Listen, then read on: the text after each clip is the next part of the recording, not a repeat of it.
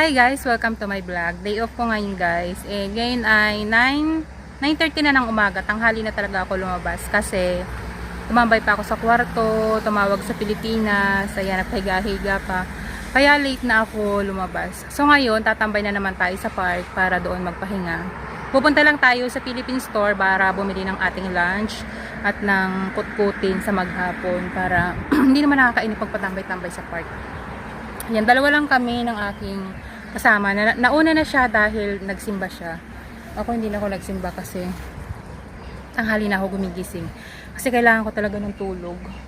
Sa linggo lang talaga ako bumabawi ng tulog. Buti na lang yung alaga ko, marunong siyang pakiusapan. Kasi kahapon ko lang sinabi dun sa alaga ko na sabi ko sa kanya nung bago siya matulog, sabi ko, pwede bang wag mo akong gisingin ng maaga kasi gusto kong matulog ng mahaba. Sabi niya, okay. At nakakatuwa, hindi nga naman niya ako ginising. Bumangon ako sa higaan ko, 8:10 na. Pero, naramdaman ko siyang gumising siya ng before 7. Tapos, hindi niya ako kinatok, hindi niya ako ginising. So, natulog ulit ako. Ayun. Marunong naman pala siyang kausapin basta sasabihan mo lang siya. Kasi normally, simula nang dating ko dito, kapag day off ko, ginigising pa rin niya ako. Kasi magwiwiwi siya, kaya niya ako ginigising. Hindi naman sa utusan na niya ako, yung alaga kong bata. Kailangan niyang pumunta sa toilet. Siyempre, hindi pa siya marunong kumuha ng tissue. Kasi yung lagay ng tissue namin mataas, hindi niya abot. Kaya pag wiwiwi ang mga bata, kailangan talaga ng tulong. Okay, so, buti na lang, napakiusapan ko siya. Sana, tuwing day off ko, ganun yung gagawin niya. Tapos ayun, kaya tanghali na rin ako, medyo nagpapakitang gilas pa tayo, ayan, naglinis-linis ng konti, kahit hindi man ako inuutusan. Kasi dito sa Hong Kong, kung kusa mong loob gagawin yon, okay. Pero kung uutusan ka ng employer na gawin mo to, gawin mo yan bago ka umalis, yun ay hindi okay. Pero kung kusa mong loob, nothing problem. So nag-vacuum ako ng floor, kasi kagabi, normally sa gabi ako bago matulog, nag-vacuum ako ng slide, tapos nagmamap. Hindi ko na yung nagawa kasi natulog si sir sa sala, maingay. So sabi ni ma'am kahit hindi na daw mag-vacuum. So medyo nagulat ako doon kasi hindi naman talaga siya maselan sa linis. So ngayong umaga pagising ko, nag-vacuum ako ng floor, tapos pinaghanda ko ng almusal yung alaga ko.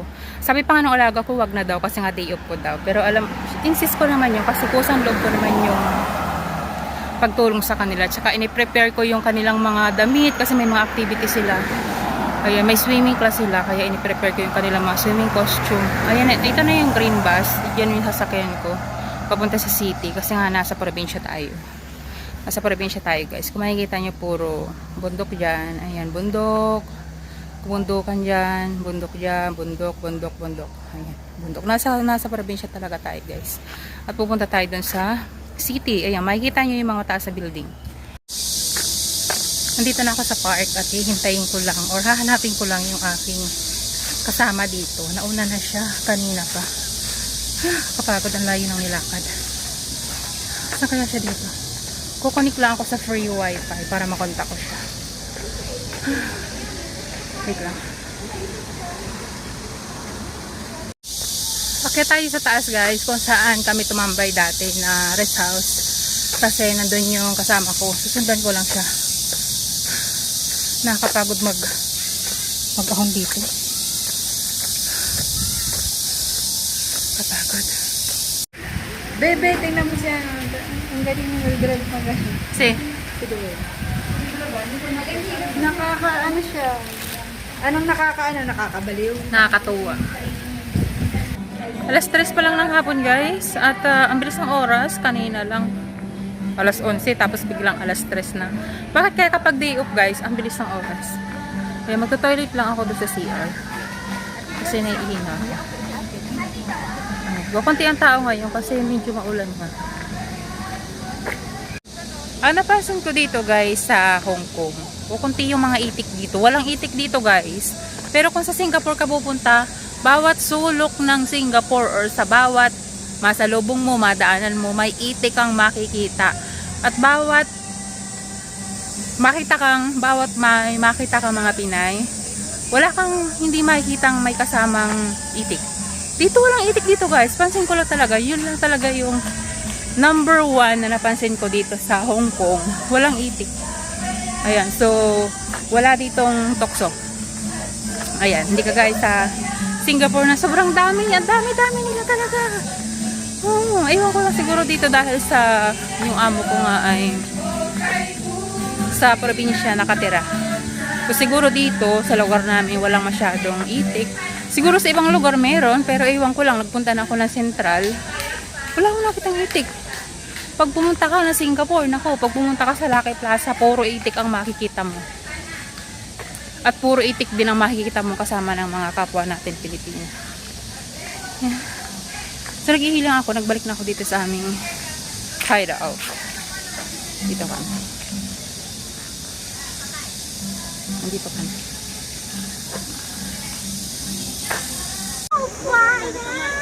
Ang gwapo ng nurse doon sa ambulance. May dumating na ambulance dito sa...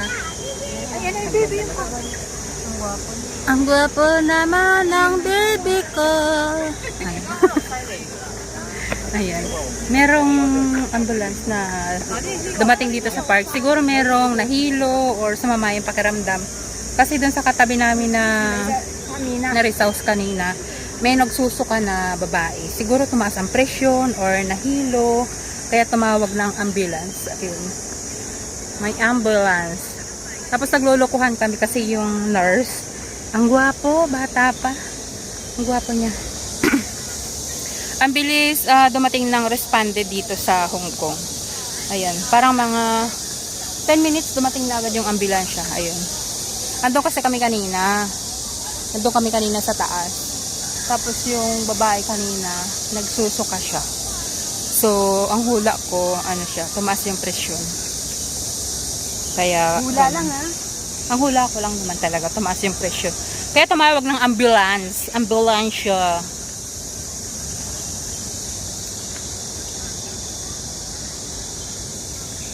Hi to my vlog! Ems. Bataan mo tissue. Grabe yung phone ko.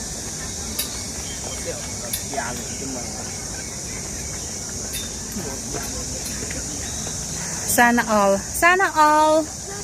Sana all my God. Holding hands. Maghihiwalay.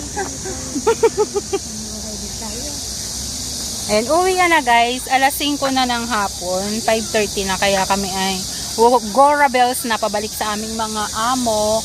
Tapos na ang maliligayang araw bilang isang domestic helper.